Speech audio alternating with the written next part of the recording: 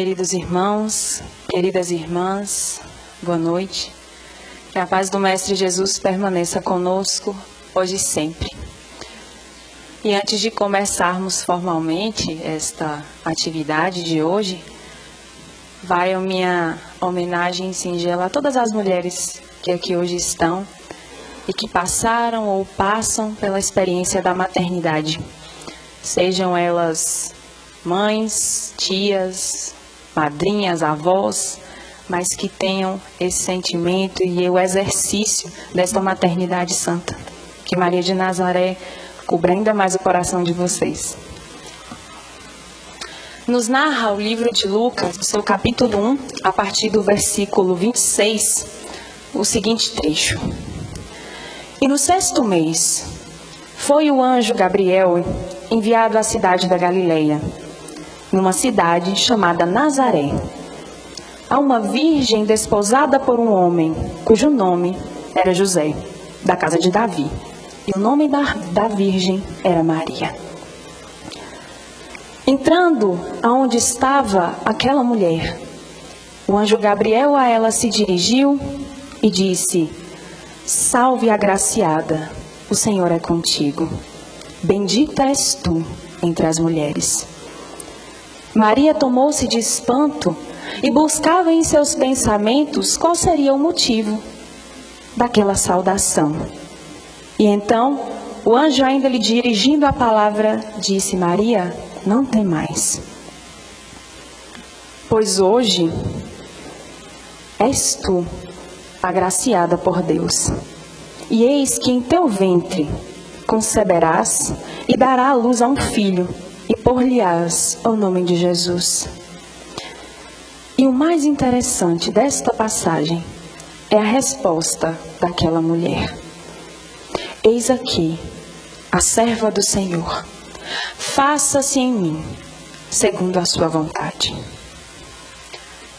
Embora grande parte das mães não tenham fisicamente um anjo para lhe dar essa notícia, assim como Maria recebeu, para uma mulher, ou para boa parte delas, saber que a partir de um determinado momento ela seguirá pela experiência da maternidade é como ouvir essas palavras do anjo Gabriel. E hoje nós estamos aqui para nós refletirmos sobre a sublimidade, o mistério e o desafio que é o exercício da maternidade. Existem, no entanto, explicações que nós não podemos dar. Existem mistérios ainda que perpetram pela maternidade e que a gente não consegue explicar. Mas o que é interessante da maternidade nós observarmos é que mesmo o processo fisiológico em que ocorre, né, a experiência da maternidade já nos traz uma breve explanação do que seria. Quando nós vamos para a fisiologia, por exemplo, nós vamos ver que nós mulheres somos projetadas, adaptadas para o período gestacional. E durante muito tempo acreditava-se, por conta dessas alterações fisiológicas, que as mulheres nasciam prontas para ser mãe, já que é nelas que se encontra o útero e todo o sistema projetado para isto. Mas esta missão passa por uma sublimidade tão grande que o próprio Allan Kardec vai questionar aos imortais na questão 821. As funções a que a mulher é destinada pela natureza é tão importante, tão grande, quanto as deferidas para o homem, e eis que os espíritos vão dizer, sim, maior até, porque é ela quem dá ao homem as primeiras noções de vida. Então, quando nós assumimos esta maternidade, nós estamos trazendo para o nosso seio um espírito cuja responsabilidade nós assumimos. a responsabilidade da educação moral, da educação intelectual. Então, é impossível nós dizermos que existiria humanidade se não fossem as mulheres mães. Porque, em verdade, nós temos filhos sem pais. Mas eu não tenho notícia ainda de um filho que não tenha sido gerado por uma mãe. Tão importante é esta missão para o progresso da humanidade. Então, o que seria desse progresso sem essas mães? Então, é imperioso nós observarmos, antes de falarmos dos aspectos fisiológicos, mas é imperioso nós observarmos que nós, mães, temos uma influência sobre os nossos filhos. Mesmo que o convívio entre ambos seja aquele no ventre apenas. Mas nenhuma mãe passa pela vida de um filho sem deixar sua marca. Essa marca pode ser a marca positiva, mas essa marca pode ser uma marca negativa. Mas é importante nós sabermos que ela é deixada. E voltando ao raciocínio anterior, a fisiologia acreditava-se nesse período, que a mulher, por ter um preparo físico para a gestação, era aquela que nascia pronta para ser mãe. Então, socialmente falando, a mulher era a provedora dos filhos, ela era aquela escolhida para dar à luz ao filho. Mas quando nós vamos observar os aspectos fisiológicos, os sacrifícios eles já se iniciam aí. Porque vejamos, o nosso corpo, mesmo o corpo das mulheres, é projetado para identificar corpos estranhos. Então, todas as vezes que a gente tem um corpo estranho no nosso corpo, nós temos um sistema imunológico que vai lá e ataca aquele corpo estranho para destruí-lo. E na gestação, a princípio, não é diferente. Aquele corpo, aquelas células que estão ali se multiplicando no ventre da mulher, inicialmente podem ser reconhecidas como corpo estranho. Mas a mudança de hormônios que acontece apazigua o sistema imunológico para que aquelas células elas possam se dividir e dar origem ao feto. Os nossos hormônios, eles se modificam de tal forma que é como se o corpo compreendesse que aquele ser que está ali em formação precisa muito mais dos suprimentos, da energia para o seu desenvolvimento do que a própria mãe. Então o corpo todinho se adapta para suprir a necessidade daquela criatura que ele se desenvolve. Nós mulheres, por exemplo, desenvolvemos uma pequena insensibilidade, uma pequena intolerância, né? A glicose, que é a nossa primeira fonte de energia. Então, o nosso corpo deixa de absorver essa energia para nós, mulheres, para que a criança também tenha um suprimento energético para o seu desenvolvimento. O alimento que antes ficava no nosso corpo por um período razoável, agora fica bem mais tempo, para que o nosso corpo possa absorver mais nutrientes para dar conta daquele ser que ali está se desenvolvendo.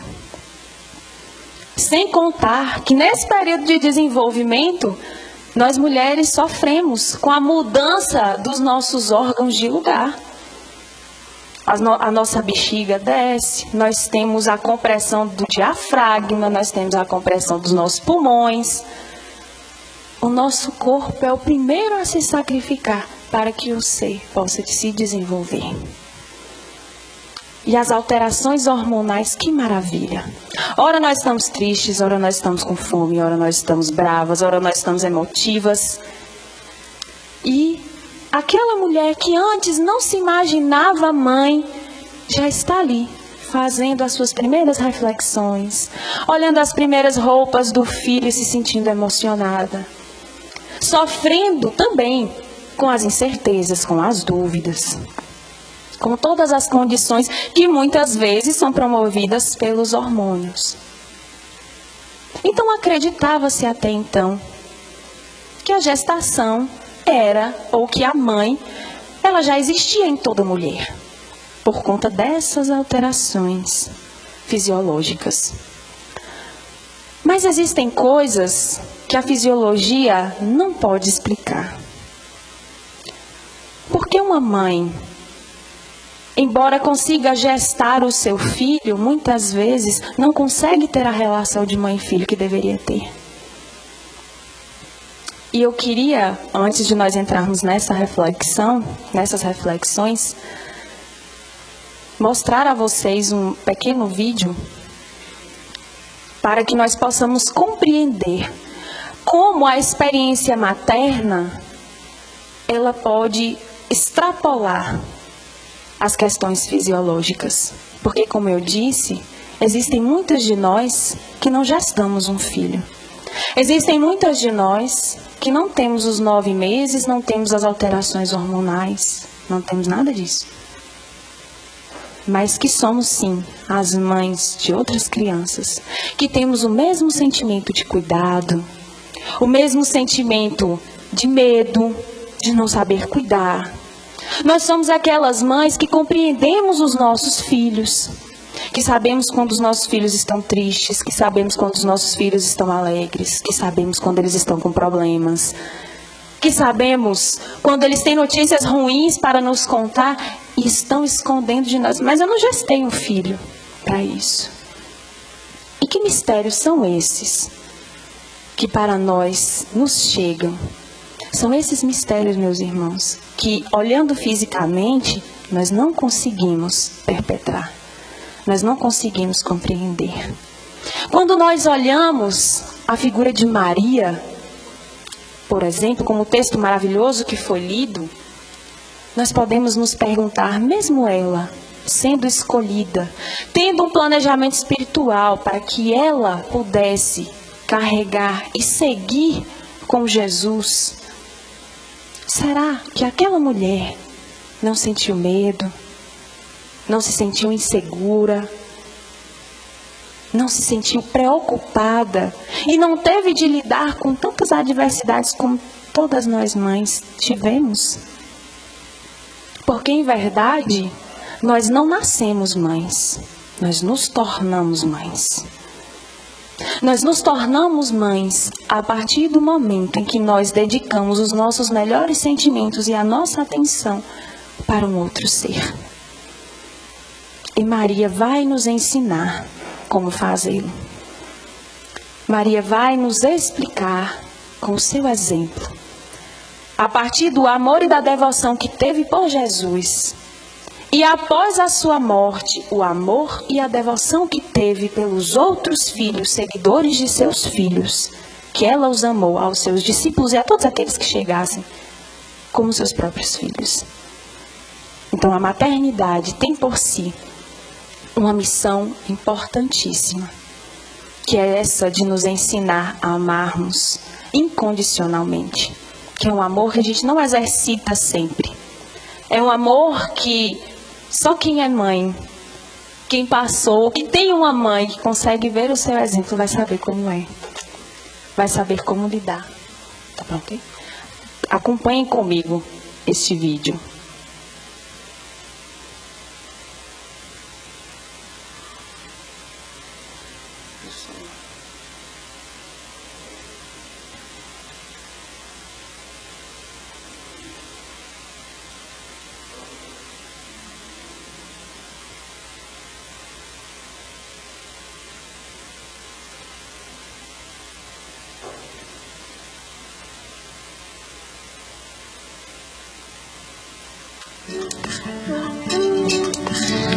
Mãe. Agora não, filho. Mãe, eu nasci de você?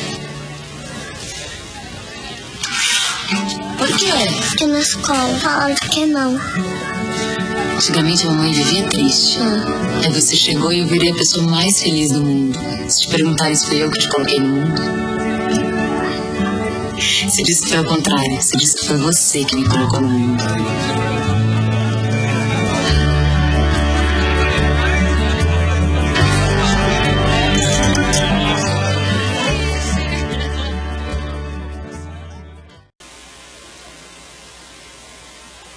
A ideia, eu preferi trazer o vídeo, porque eu acho muito mais emocionante do que eu contar a história.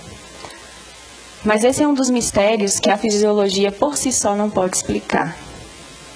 Como uma mãe ou como uma mulher pode dedicar o seu amor materno, inclusive, por um ser que teoricamente não faz parte da sua vida, não fez parte desse momento de gestação, não foi o ser quem fez essas alterações hormonais, de tanto a gente fala. Então a maternidade, ela tem essa sublime missão de nos ensinar que ser mãe não é algo que nós exercemos porque nós nascemos para ser. Ser mãe é algo que nós vamos aprendendo a ser. E esse aprendizado é o que torna a maternidade algo sublime. Porque se nós avaliarmos fisiologicamente, nós vamos entender a gestação como algo que é instintivo. Se nós observarmos o cuidado que nós temos com os nossos filhos inicialmente, é o mesmo cuidado que outros animais têm com suas crias. O mesmo instinto que as mulheres têm de prover alimentação, o mesmo instinto de proteção para sua cria, é o mesmo que os outros animais têm. É o mesmo que o animal que faz a lambedura do seu filho para que o cheiro de sangue não atraia predadores. É o mesmo instinto que faz com que animais em situação de perigo escondam as suas crias e saiam elas mesmas para distrair esse predador, correndo risco, inclusive, de serem mortas. É o mesmo instinto que faz o pássaro sair, sobrevoar e trazer no seu estômago o alimento para os seus filhotes. Instintivamente, funciona da mesma maneira. Mas a explicação para esse movimento que nós fazemos, nós vamos encontrar lá em o Evangelho segundo o Espiritismo, capítulo 10, item 11, no texto de Lázaro. Quando Lázaro vai nos dizer que o sentimento é o instinto elevado à altura do progresso feito. E ele vai explicar que no início tem o homem apenas instinto. Instruído e corrompido, tem sensações. Só que instruído e depurado, ele tem sentimentos. E o ponto mais delicado do sentimento é o amor. Nós saímos desse processo fisiológico a qual todos nós, animais, estamos inseridos para o exercício do sentimento. Para o exercício desse amor que Lázaro fala. E ele ainda vai dizer, não é esse amor no sentido vulgar do termo. Não é aquele amor que nós temos pelo outro, mas que a falta de convivência, ou que a mágoa, que a tristeza, que a desavença normalmente desconstrói. Mas o amor a que Lázaro se refere é aquela chama que se acende no peito do indivíduo. É aquela chama que não morre. É aquele amor desinteressado. É aquele amor que não é quebrado com a mágoa, com a tristeza, com a preocupação. Então a maternidade vem para nos ensinar esta sublimidade. A maternidade vem para nos ensinar esse amor incondicional. Então é por isso que as mães hoje, as que nós temos, elas se diferem das mães dos animais, porque hoje nós entendemos este amor. O nosso instinto, que antes era lá do animal, era o instinto materno de proteção, ele passa por um processo sublime, se transformando em amor. Ele passa por um processo sublime de consciência exercida dentro das leis de amor de Deus, colocadas para todos nós. É por isso que nós temos as tias que são mães. É por isso que nós temos as madrinhas que são mães. É por isso que nós temos as avós que são mães dos seus netos. É por isso que nós temos aquelas mães que olham no olho daquela criança que ela nunca viu e diz, esse aqui é o meu filho. o reconhecimento energético, o reconhecimento de almas. Porque se nós nos dobrarmos, ou se nós nos vincularmos apenas à ideia materialista da maternidade, ela perde todo o sentido. Então nós precisamos nos lembrar que nós somos espíritos. E o desafio está justamente aí. Porque quando nós reconhecemos no outro, quando nós temos esta afinidade energética por aquele que nós chamamos de filhos, nós assumimos junto com o amor que nós temos, a responsabilidade do cuidado e da orientação. E nós estamos prontos para isso? De jeito nenhum. Nascemos prontas para isso? Também não. E algumas pessoas falam, meu Deus, mas eu não dou conta nem da minha vida, como é que eu vou educar uma outra criatura? E eis o aprendizado sublime. Nós vamos educando à medida em que nós nos educamos. O exercício materno é esse. À medida em que nós caminhamos, nós projetamos o caminho para os nossos filhos. Existem coisas, existem momentos nesse processo que nós não conseguimos saber o que fazer. É aquela hora que a mãe pede a paciência a Deus, ou pede a intervenção divina para ela saber o que ela vai fazer naquele momento. E sobre isso eu peço licença a vocês para narrar uma experiência pessoal. Eu nunca gestei um filho fisicamente, mas gestei um filho no meu coração. E esse meu filho, que aqui no centro a grande maioria dos trabalhadores conhece, hoje tem 6 anos de idade.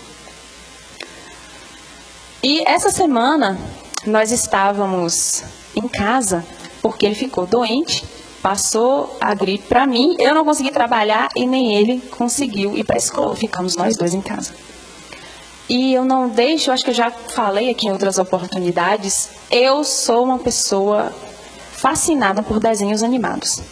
Eu acho que os desenhos animados têm um conteúdo filosófico digno de nota para nós adultos, mas porque somos adultos nós acabamos abandonando esses desenhos que têm pautas de discussão maravilhosa. E Arthur veio para me fazer companhia, porque antes eu assistia desenho sozinha, agora assisto com ele. E nós estávamos então assistindo o desenho animado. E havia uma parte do desenho em que um ser humano tinha como companheiro de aventura um bichinho de estimação. Só que em um determinado momento das aventuras, das viagens que eles faziam, o bichinho de estimação se encontra com outros de sua espécie. E o amigo humano achou por bem deixar que o seu amigo, o seu bichinho de estimação, pudesse conviver com os da mesma espécie. Em um momento fotográfico, havia o humano, uma música ao fundo, e o humano lembrando de todas as aventuras que havia passado com o seu bichinho de estimação. Eu estava vidrada na televisão, olhando atentamente o que eu estava adorando. Até que no momento eu ouvi um. Olhei para o lado discretamente para ele não se sentir inseguro, para ele também não se sentir observado. Quando eu olhei, estava lá ele, com a mão na boca, aos prantos, chorando. Eu disse, meu filho, o que houve? Ele disse assim, Dinda, eu estou triste, eu estou chorando. Naturalmente, quando nós vemos uma pessoa chorando, a primeira coisa que a gente fala é, não chora não. Não é assim que a gente faz? Foi o que eu fiz. Eu falei, meu filho, não chore não. Aí ele parou e disse assim, mas Dinda, eu estou triste. Aí eu parei, uns 3 segundos eternos, para entender que aquele espírito que estava ali, com 6 anos de idade, naquele corpo de 6 anos de idade, mais um ser milenar, já estava pronto para entender as suas emoções e vivê-las.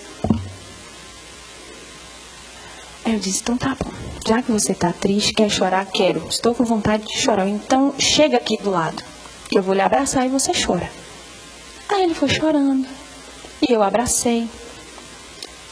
Aí quando ele parou de chorar, ele disse, abandonar o amigo é uma coisa tão triste, chega a doer o nosso coração. Fechei os olhos, falei, Maria de Nazaré, o que eu vou falar para esse menino agora? Eu não tinha nada para falar para ele. Eu não sabia o que dizer. E na maternidade nós temos esses momentos em que nós não sabemos o que fazer com as emoções do outro. Porque nós não estamos, inclusive, preparados para lidar com as nossas. Eu disse, meu filho, abandonar um amigo é uma coisa muito triste mesmo. Nós discutimos isso durante um tempo.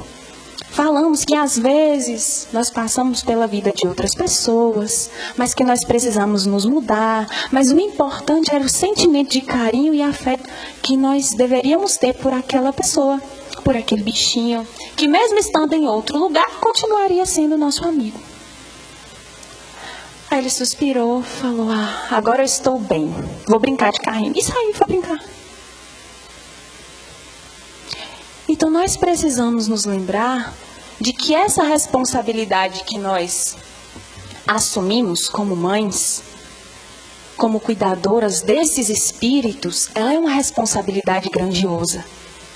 Mas nós, mulheres, devemos também nos lembrar que nós não devemos vestir essa figura de super-heroína e mulheres perfeitas, porque com a maternidade nós também estamos aprendendo. Nós estamos aprendendo a amar. Nós estamos aprendendo a abdicar do nosso sono, abdicar do cabelo arrumado, abdicar das horas contadinhas, porque a gente que é mãe chega atrasada em tudo que é lugar. Nunca vi uma coisa dessa. Pelo menos quando os filhos ainda são pequenos. Então, nós estamos no exercício da maternidade para aprender a abdicar. Mas a abdicar de uma forma diferente. Porque quando nós abdicamos de algo que nos favorece por uma outra pessoa, vira e mexe a gente faz assim meio a contragosto. Mas quando nós abdicamos de algo que nós queremos por um filho, o sentimento ele deve ser diferente. Nós não abdicamos com pesar. Nós abdicamos com um certo amor. Nós abdicamos porque aquilo é certo a se fazer. E nós nos sentimos bem muitas vezes nesse processo de abdicação. Algo sagrado na minha existência era o meu sono. Depois que Pedro Arthur nasceu, isso não existiu mais na minha vida. Eram noites e noites acordada. E era algo que me deixava extremamente mal-humorada. Era não conseguir dormir. Mas todas as noites eu ficava vidrada no berço daquela criança, olhando para ele. Virava madrugadas e madrugadas. Mas olhava para ele, ficava no berço observando. E não tinha mau humor. Ia trabalhar com sono, mas ia feliz. Então a maternidade está para nos ensinar esse amor. E é por isso que nós falamos que o amor da mãe é aquele amor mais próximo do amor de Deus. Porque é o amor mais sublime.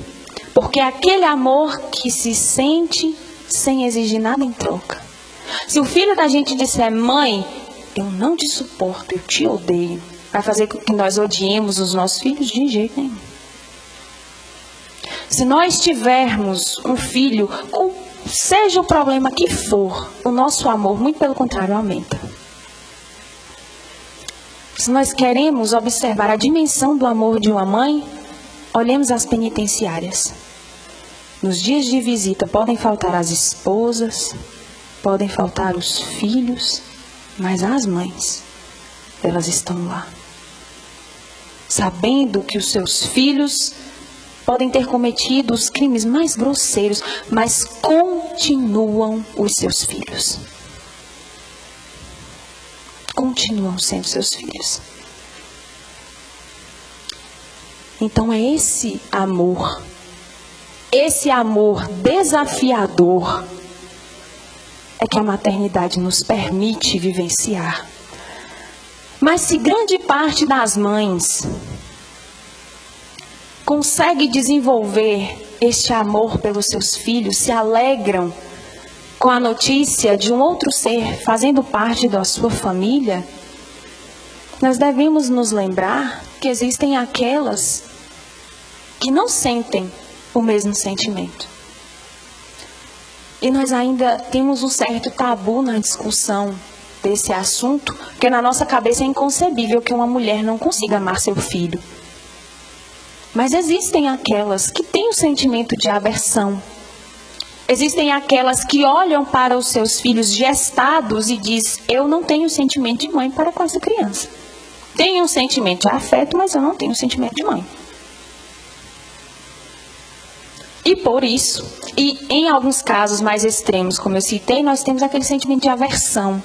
A mãe que tem total aversão ao filho. A mãe que tem comportamentos agressivos, de desprezo, de desamor para com aqueles filhos. O que socialmente nós convencionamos chamar de mães tóxicas. Mas a maternidade, ela é tão desafiadora e Deus é tão bom, tão justo, que mesmo nesses momentos, mesmo para essas mães, para essas famílias, existe o aprendizado que é colocado. Se a mãe é aquela que não sente o amor sublime que a maioria das mães sentem, ela vai ser a mulher que precisa exercitar o respeito, a empatia, o afeto, a fraternidade. Porque a partir daí, todo o restante é consequência. E os Espíritos vão dizer, em O Livro dos Espíritos, que essa relação, ela não é incomum. Quando nós vamos na questão, entre as questões 889 e 890 do Livro dos Espíritos, eles vão dizer que existem espíritos que mesmo antes de se falarem, já sentem energeticamente a antipatia um pelo outro. Se isso acontece socialmente, se isso acontece com pessoas no nosso trabalho ou em outros lugares, pessoas que nós não conhecemos, mas pessoas por quem nós nutrimos uma certa antipatia, no processo da construção da família isso também pode acontecer. Mas os espíritos vão esclarecer. À medida em que o espírito avança, à medida em que o espírito evolui, essa antipatia e essa aversão instintiva, elas tendem a desaparecer. Nessas famílias, o exercício é ainda mais desafiador. Porque quando a gente ama, a gente já sente dificuldade de cuidar e educar. Imagine quando a gente não tem o sentimento de afeto pelo outro. Quão desafiador é o exercício da afetividade, da fraternidade, do respeito, da empatia, etc. E sobre esta maternidade, sempre que nós tivermos as nossas dúvidas e as nossas dificuldades, nós temos um exemplo lindo a qual recorrer. Nós temos a nossa mãe maior, que é Maria. Maria que aceitou a grandiosa missão de trazer Jesus a este mundo, de ver no seu filho o seu próprio Salvador, de ver no seu filho o exemplo que ela deveria seguir. Isso, inclusive, nos parece uma coisa muito complicada de lidar. Porque imaginem só, se eu sou a mãe, eu sou a educadora. Como é que eu vejo no meu filho aquele que me educa? Embora a proposta da maternidade seja essa. Nós somos educadoras, mas nós também somos educandas. Então, quando nós olhamos a figura de Maria, os desafios pelos quais ela passou com o seu coração de mãe, vendo a trajetória do seu filho, tentando compreender os ensinamentos grandiosos e profundos do seu filho, e em momentos em que ela não conseguia compreender as atitudes de Jesus, o que é que ela fazia? Preferia ouvi-lo e acatar aquilo que ele dizia. No processo de educação dos nossos filhos, muitas e muitas vezes nós precisamos presenciar os tombos, as quedas, A nossa vontade é de trazer nosso filho para dentro de nós para que ele não sofra. É de tomar o seu lugar para que nós soframos no lugar dele.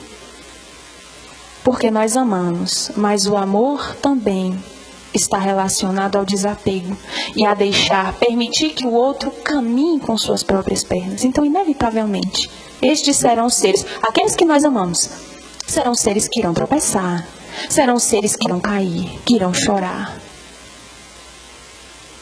O amor não pode nos impedir, o amor não pode impedir que o outro caminhe, mas é o amor que vai fazer com que nós estejamos sempre lá para eles, para ajudá-los nessa caminhada. E Maria não era diferente. Se nós observarmos, a sua figura era a figura que acompanhava o seu filho. Era a figura que menos se intrometia nas suas atividades, mas era sempre ela que estava lá ao lado dele. Estava ao lado dele nos momentos felizes. Estava ao lado dele quando pediu, quando solicitou, lá no primeiro milagre que ele fez na festa de casamento, para que ele pudesse prover mais vinho para aquelas pessoas.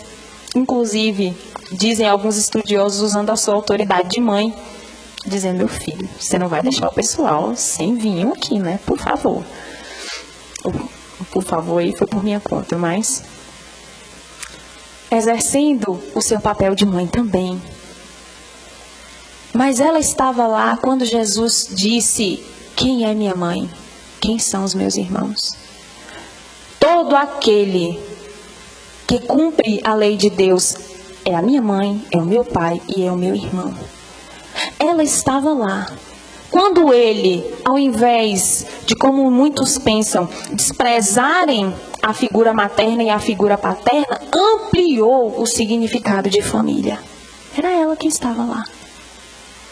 E nas horas derradeiras de sua existência terrena, também era ela quem estava lá. Ajoelhada na cruz. Com toda a sua maternidade, com todo o seu cuidado, com todo o sofrimento de ver um filho naquela condição.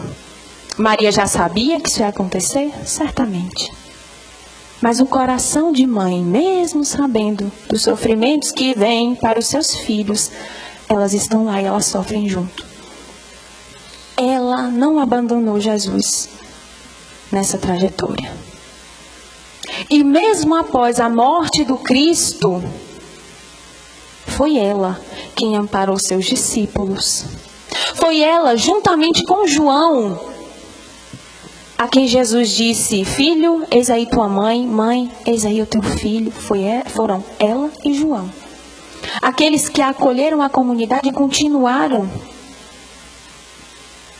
na trajetória, ensinando aquilo que Jesus havia pregado. Mas há um detalhe no Evangelho que muito nos chama a atenção. Jesus aparece para todos os seus discípulos, mas ele não aparece para sua mãe. A priori nós podemos dizer: poxa, que filho ingrato. A primeira que vê é Maria Madalena, depois segue-se Pedro, e ele vai aparecendo para os seus discípulos, Mas para Maria, ele não apareceu. E o irmão X é quem vai nos dizer, ou quem vai nos dar uma explicação de por que Jesus não apareceu para Maria. Quando ele diz: o filho bem-amado vivia eternamente no infinito mundo do seu coração.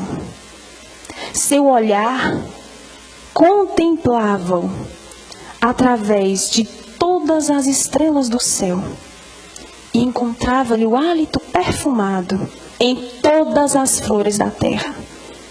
A voz dele vibrava em sua alma, e para compreender-lhe a sobrevivência bastava penetrar o iluminado santuário de si mesma. E embora a saudade angustiosa, consagrou-se à fé do reencontro espiritual, no plano divino, sem lágrimas, sem sombras e sem morte.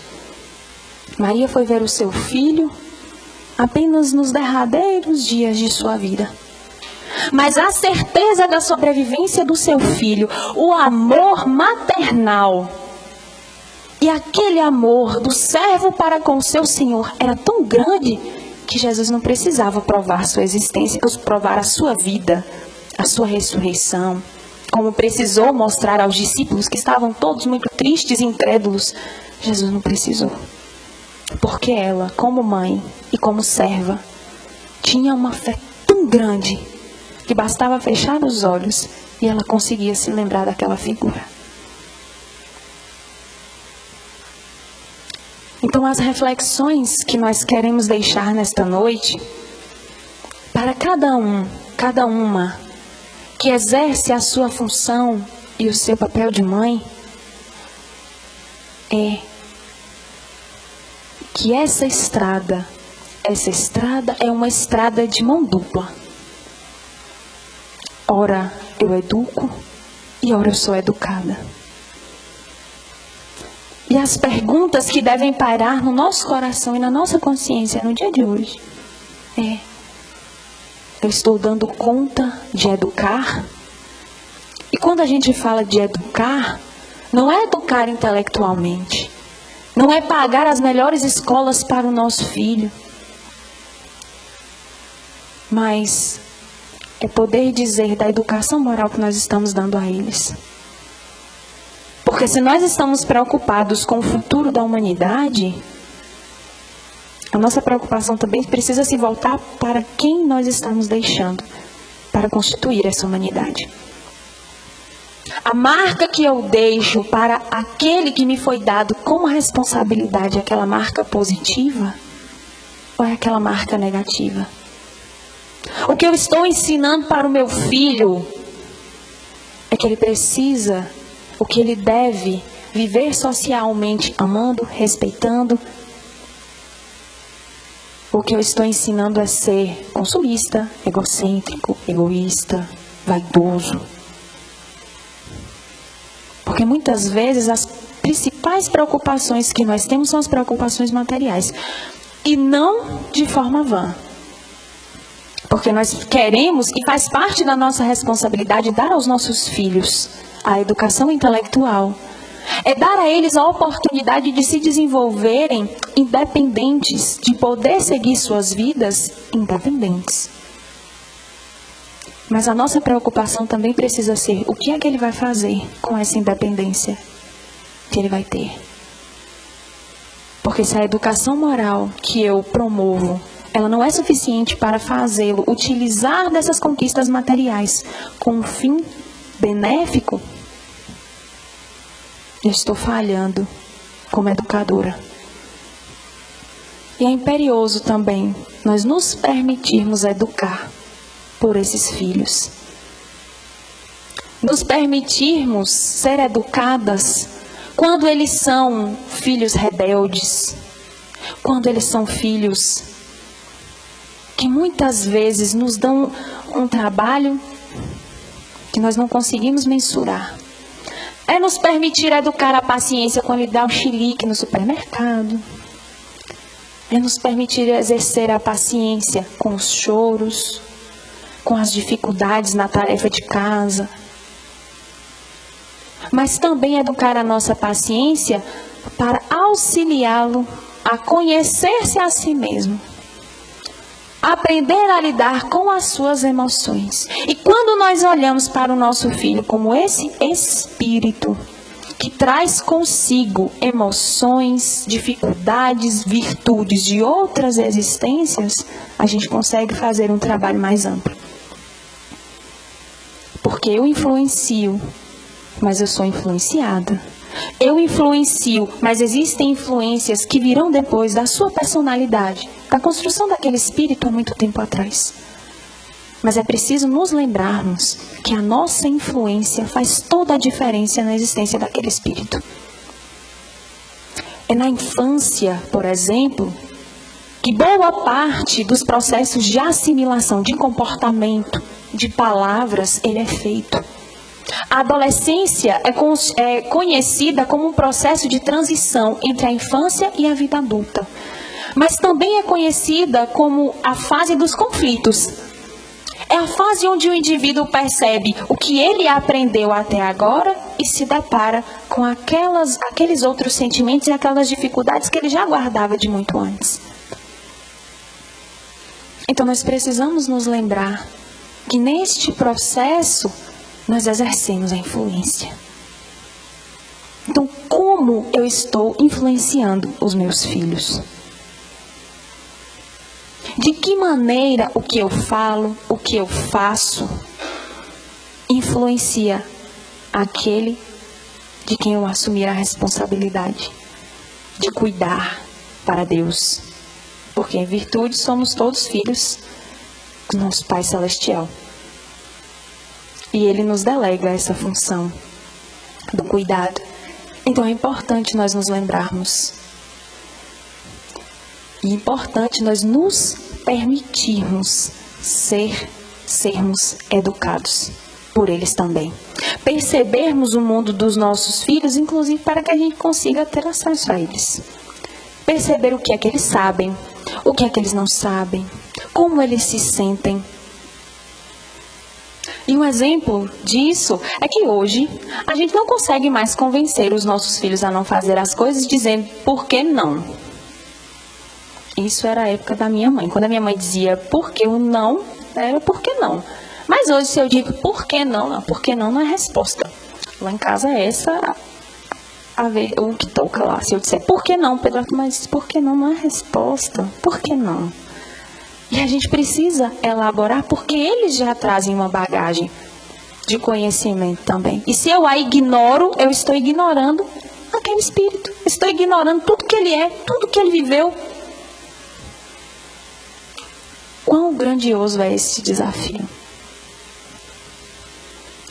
E apenas para ilustrar novamente, há um tempo atrás, nós estávamos na sessão de desenho. Eu estava indo para o Encontro pela Paz no final do ano. E algumas pessoas solicitaram uma breve fala sobre a construção da paz em nós. Eu não sabia o que falar. Fiquei uma semana, 2, 3, rogando a Jesus inspiração, solicitando aos espíritos benfeitores uma luz. E aí no domingo eu recebi um convite para assistirmos um filme. E fui. Sentamos eu e Pedro Arthur para assistirmos um desenho. Quando nós chegamos ao final do desenho, o desenho ele tem uma história bastante interessante, e eu não sei se vocês já assistiram, não é um desenho espírita, mas ele tem um conteúdo profundo, falando sobre a paz interior. Então, para mulheres, pais, seus filhos, assistam aí Kung Fu Panda 2.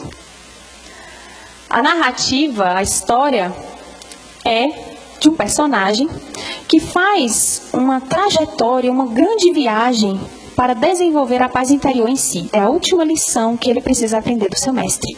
Só que ele não sabe como fazer isso. Então, nesta viagem, ele vai descobrindo e se descobrindo, descobrindo a sua história, descobrindo quem ele é, descobrindo os caminhos pelos quais ele já trilhou para que ele pudesse conquistar essa paz interior. Quando nós chegamos ao final, eu disse, bom, Dinda vai tomar um banho porque ela vai precisar sair.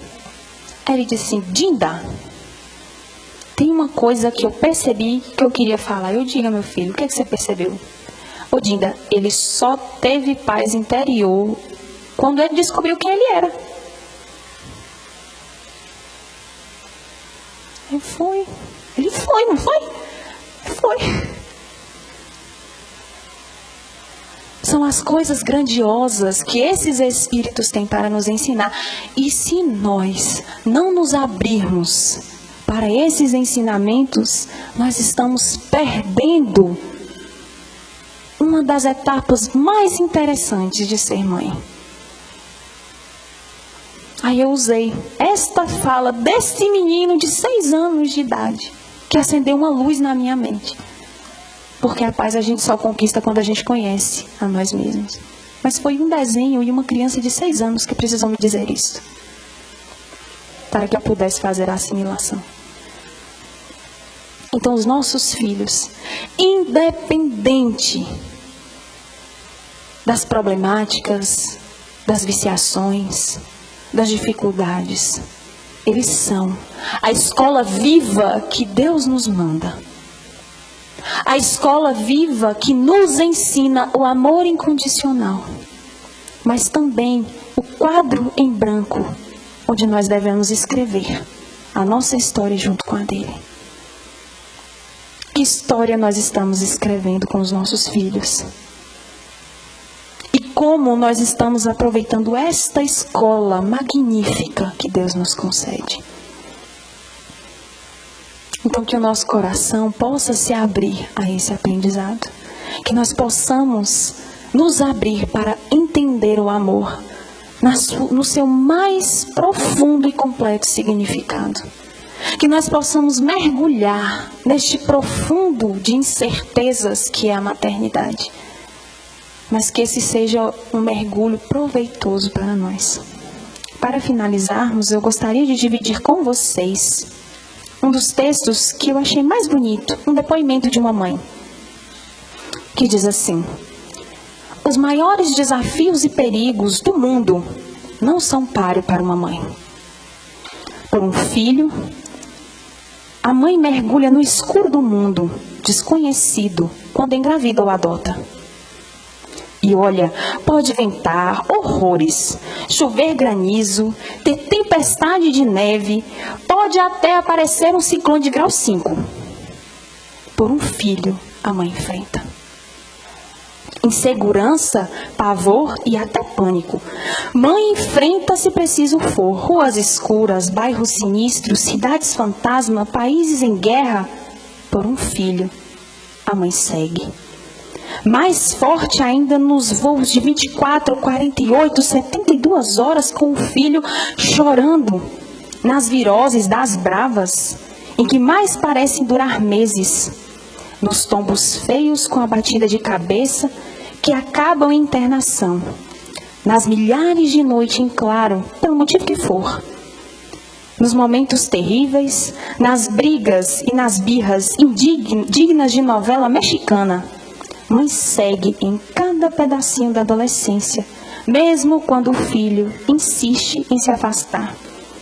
Mãe segue nas doenças graves, na síndrome que for, e no que quer que aconteça. Mas mãe cansa? Cansa. Claro que cansa. Se estressa? É óbvio. Tem medo? Lógico. Tem vontade de esganar, de sumir? Tem, com certeza. Mas é aí, exatamente aí, que a beleza acontece. Mesmo assim, mesmo sentindo tudo isso, a mãe fica. Mesmo assim ela segue. Mesmo assim ela enfrenta. Tem força maior? Não, não há. Porque para uma mãe, nada é impossível por seu filho. E enquanto Deus, meus irmãos, enviarem os seus filhos à terra, através do seio de uma mulher mãe, é porque Ele ainda confia no progresso da humanidade. Muita paz.